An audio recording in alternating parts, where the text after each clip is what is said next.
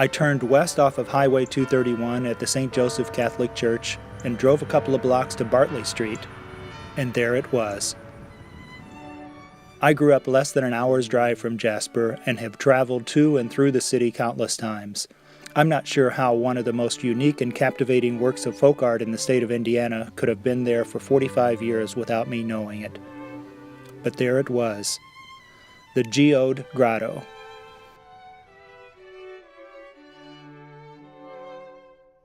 As many as 100,000 geodes were used in the construction of the Mother of God Shrine and St. Joseph's Shrine on the grounds of the Providence Home Health Care Center.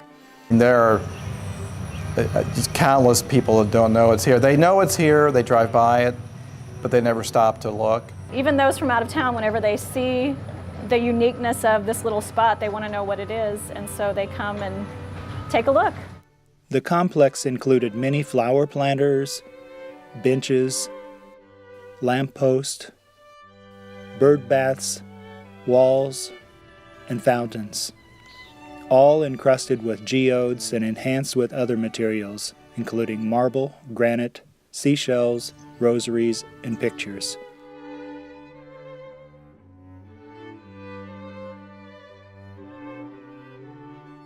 The cave-like Mother of God Shrine features a Carrara marble statue of Mary and a ceiling with faux stalactites. When people would ask about it, I would just tell them, oh, it's the most peaceful place I know of within the city. It's been a source of inspiration for a lot of different groups and a lot of different people. It's very peaceful to sit and reflect and, pray. Yeah. Quietly walking around and experiencing this eccentric yet impressive religious site for the first time on an overcast day in July of 2015. I was struck by the spirituality of the place, and I was intrigued by an overwhelming curiosity as to how it came to be. As you can imagine, there's quite a backstory to the Jasper Geode Grotto. It's really a spiritual monument to one man's devotion, dedication, and perseverance. That man is Philip Otavi. In 1908, when Philip was 4 years old, he was buried for 2 days under the rubble of a horrific earthquake in Italy that killed his entire family.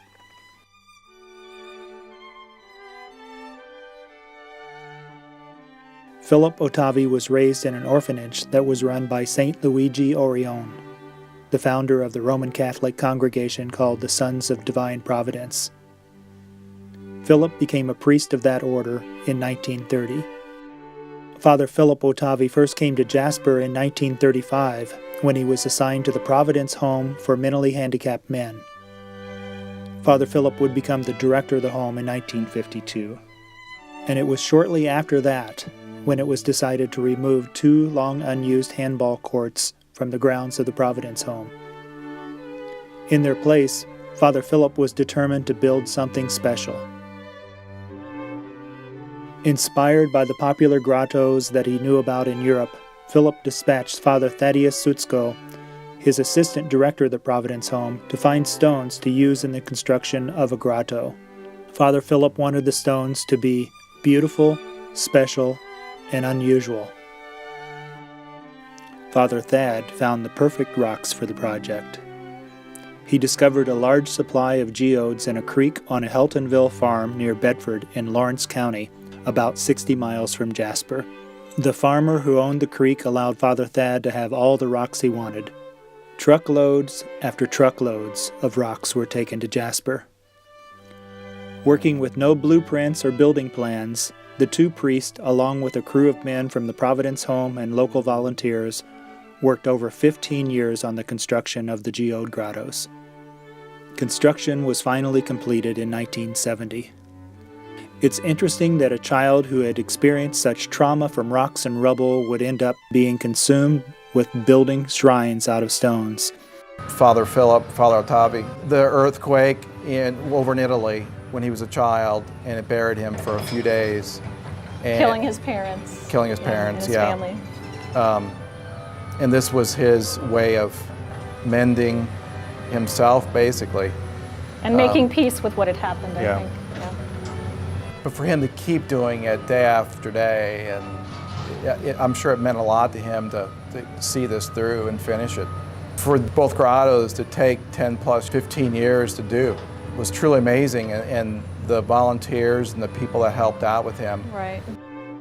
For the next 45 years, the two grottos remained relatively unchanged, quietly owned and maintained by the Providence Home Health Care Center, and for a short time, Cathedral Health Care Center. Then, in the summer of 2016, everything changed. Cathedral Health sold the north part of the property containing St. Joseph's Grotto to Memorial Hospital. The hospital was going to build a new facility on the site, and there were no plans to include any components of the grotto as part of the new hospital. This is when Friends of Grotto was formed, and they were able to obtain control of the property where the other shrine, the Mother of God shrine, was, so they could protect it from future development. Last summer, 2016, when the sale of 4.5 acres on the north portion of the Providence Home, our cathedral's property, took place. At that time, we knew that they were going to remove the St. Joseph Grotto. We approached Cathedral to ask them if we formed a not-for-profit organization, if they would donate this land to us, and their answer was yes.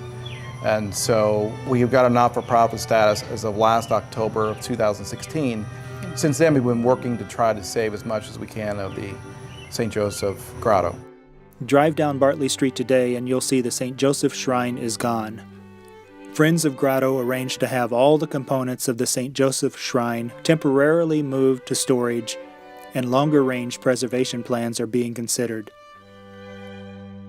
We've moved 20 flower pots down to this location. Another 12 we've got in storage. Structures that were too large to be moved in one piece were carefully dismantled. The archway that housed St. Joseph, we had that moved and saved. That thing, it weighed 7,000 pounds. We had a company come in and move it for us. And then we've been working as our committee, our board, dismantling geodes, just jackhammering and breaking. So we've saved maybe 750 geodes. There are some things that need repair here, and over the years there will be more repairs, and so we're hoping to be able to save all of those, and when the repairs need to be done, incorporate the same design elements that were already originally here, rather than changing it in style. The hope of the organization is that these spiritual monuments will continue to serve the Jasper community, visiting worshipers, and inspired curiosity seekers for generations to come.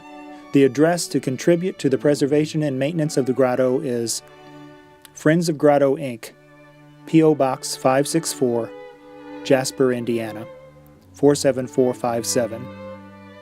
To arrange a tour, you can contact Tim Bell, the president of Friends of Grotto, Inc., at 812-630-4038. We are hoping that with all the publicity right now of what is going on, that it draws people's attention to just, even in Jasper, to those who don't know that it's here, to actually realize that it is here, to come at those quiet times and just spend a little time here, admiring Father Ottavi's work, but also just admiring the beauty of the space and the peacefulness that it can give.